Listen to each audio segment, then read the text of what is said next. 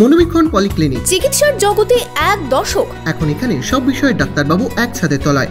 Phone করুন 7477999515 এই নম্বরে। গৃহবধূর দেহ উদ্ধারে চাঞ্চল্য জলঙ্গিতে। শ্বশুরবাড়ির পাশে বাগান থেকে উদ্ধার হয় ঝুলন্ত দেহ।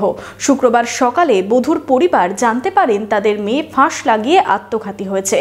আপনার আনন্দে আমাদের উদযাপন। বিয়ে হোক বা পার্টি, বহরমপুরে এবার luxury banquet hall at golden retreat. জেলায় একমাত্র পিলারলেস ব্যাঙ্কোয়েট, আছে স্পা, সালন, ক্লাব মেম্বারশিপের সুযোগও। বহরমপুর শিল্প তালুকে গোল্ডেন রিট্রিট। গৃহবধূর মৃতদেহ উদ্ধারের ঘটনায় চাঞ্চল্য ছড়ালো জলঙ্গি থানার ফরিদপুর কুটির মোড় এলাকায়। শ্বশুরবাড়ির পাশে বাগান থেকে উদ্ধার হয় ঝুলন্ত দেহ।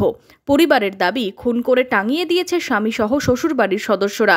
পরিবার সূত্রে জানা গেছে, তাজমিরা খাতুনের বিয়ের কয়েক মাস পর থেকেই স্বামী অত্যাচার চালাতো। শুক্রবার সকালে বধূর পরিবার জানতে পারেন তাদের মেয়ে ফাঁস লাগিয়ে আত্মঘাতী হয়েছে। পরিবারের সদস্যরা এসে দেখেন মৃতদেহ বাড়িতে রাখা হয়েছে, যদিও পলাতক শ্বশুরবাড়ির সদস্যরা। বিয়ের ওপর 6 মাস ভালো ছিল, কি জন্য অত্যাচার করতো?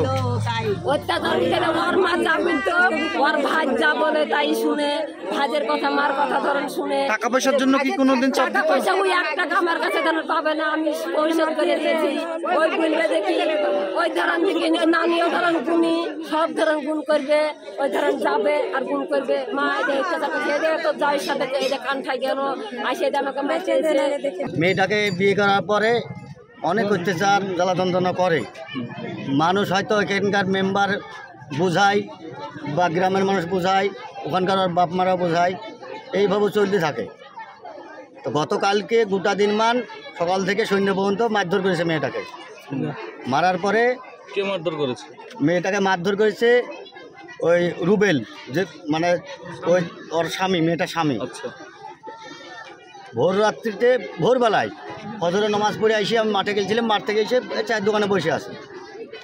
এমন সময় দেখা আছে যে ওই ছেলেটার মা, মানে ওই মেয়েটার শাশুড়ি এদিক থেকে যাচ্ছিল।